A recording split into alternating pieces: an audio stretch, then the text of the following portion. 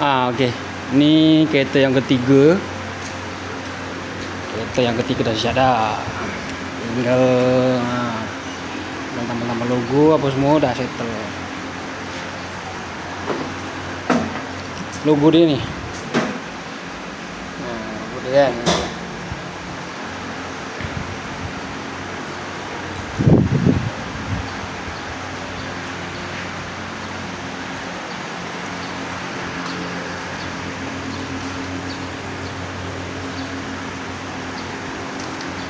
Sama ke tak sama?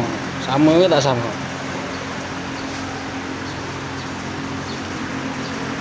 Yang tu pula dah siap dah. Tinggal pasang logo, lepas tu stiker depan sama je. Sebab tulisan memang kita tambah las lah.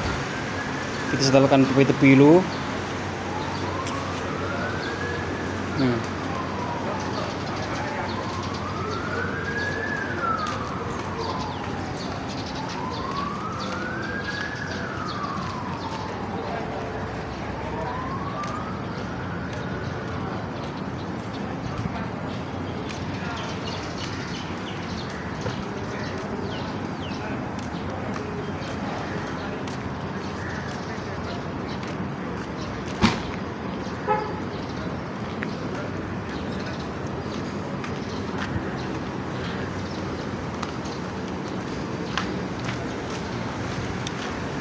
Sikit lagi dah siap dah.